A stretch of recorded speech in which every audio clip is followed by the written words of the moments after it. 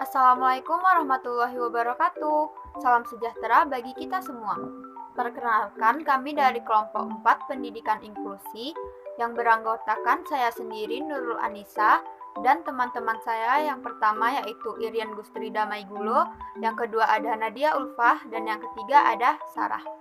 Terima kasih kepada Ibu Profesor Dr. Hajah Mega Iswari MPD selaku dosen pengampu mata kuliah pendidikan inklusi yang telah memberikan kami kesempatan untuk mempresentasikan materi mengenai peran orang tua dan masyarakat dalam pendidikan inklusi. Menurut Held dan Frank, peran orang tua dalam pendidikan inklusi anak yang pertama yaitu sebagai pendamping utama dalam tercapainya tujuan layanan pendidikan anak. Yang kedua yaitu sebagai advokat yang mengerti mengusahakan hak anak dalam kesempatan mendapat tujuan layanan pendidikan. Yang ketiga yaitu sebagai sumber yang benar dan lengkap mengenai diri anak dalam usaha intervensi perilaku anak. Yang keempat yaitu sebagai guru yang berperan dalam mendidik anak di kehidupan sehari-hari di luar jam sekolah. Dan yang terakhir yaitu sebagai diagnostisian yang menentukan karakteristik dan jenis kebutuhan khusus dan berkemampuan melakukan treatment terutama di luar jam sekolah. Baiklah, di sini saya akan melanjutkan materi mengenai peran orang tua dalam penerapan pendidikan inklusif yang dilakukan di berbagai negara. Adapun peran orang tua tersebut diantaranya yang pertama adalah melibatkan diri ke dalam proses pembelajaran anak secara aktif untuk memberikan dukungan bagi pembelajaran dan pengembangan yang efektif bagi anak. Yang kedua adalah sebagai kolaborator dan rekomendator bagi para profesional untuk memberikan pengalaman mereka tentang cara menangani anak mereka di luar sekolah.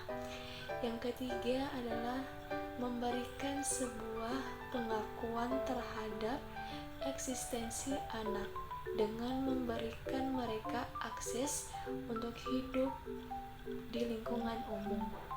Yang keempat adalah membantu memberikan keputusan mengenai penempatan sekolah dan program pembelajaran yang sesuai dengan anak-anak mereka.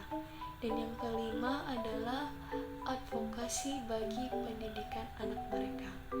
Saya Sarah dengan pemateri ketiga akan membacakan materi selanjutnya yaitu kolaborasi guru dan orang tua dalam mengembangkan program pendidikan inklusif menurut Swestops 2002.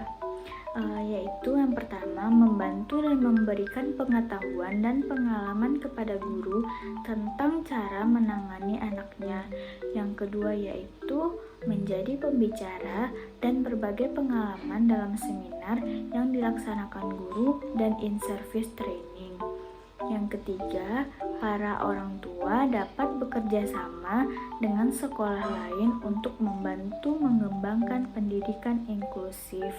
Yang keempat, bekerja sama dan membuat perencanaan bersama dengan kelompok-kelompok stakeholder utama. Selanjutnya yaitu berdasarkan dari pemaparan di atas, dapat kita artikan bahwa peran orang tua dalam pendidikan inklusif sangatlah mempunyai pengaruh yang sangat signifikan karena berangkat dari pemahaman bahwa orang tualah yang paling mengerti karakteristik anak mereka, yang mana catatan-catatan harian orang tua mengenai karakteristik, kebiasaan, dan kebutuhan anak mereka dapat diinformasikan kepada pihak sekolah agar guru dan profesional lainnya dapat memfasilitasi dan membuat program pendidikan sesuai dengan kebutuhan anak mereka.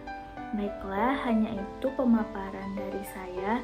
Assalamualaikum warahmatullahi wabarakatuh. Saya Nadia Ulfah sebagai materi yang keempat akan membahas materi mengenai peran masyarakat di dalam pendidikan inklusi menurut Dirjen Dikdasmen, yang mana Peranan pertama yaitu mitra pemerintah dalam mendukung terlaksananya model pendidikan inklusi. Yang kedua, memperluas akses pendidikan dan pekerjaan bagi anak yang berkebutuhan khusus. Yang ketiga, membangun dan mengembangkan kesadaran akan hak anak untuk memperoleh pendidikan.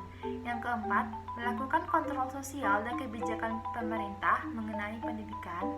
Yang kelima, membantu mengidentifikasi anak yang berkebutuhan khusus yang belum bersekolah di lingkungan tersebut.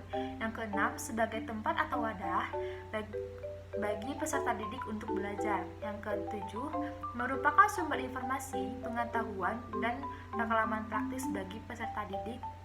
Yang kedelapan, mendukung sekolah dalam mengembangkan lingkungan yang ramah terhadap pembelajaran inklusif. Jadi dapat disimpulkan bahwa salah satu peran masyarakat yang sangat penting di dalam pendidikan inklusif yaitu membantu mengidentifikasi anak berkebutuhan khusus yang belum mendapatkan pendidikan sama sekali di lingkungannya. Pemberdayaan orang tua dan masyarakat di dalam identifikasi tersebut merupakan dasar dalam memberikan layanan yang sesuai dengan kebutuhan si anak. Upaya pemberdayaan tersebut ada dua metode, yaitu metode ceramah dan metode pendampingan, yang mana metode ceramah dilakukan dengan cara menyajikan materi secara langsung kepada sekelompok orang yang diasumsikan efektif dalam memberdayakan orang tua dan masyarakat untuk mengidentifikasi anak berkebutuhan khusus. Melalui ceramah tersebut diasumsikan orang tua dan masyarakat dapat komunikatif terhadap materi yang disampaikan. Baiklah, sekian materi dari kelompok 4. Semoga materi yang telah kami sampaikan bermanfaat bagi kita semua.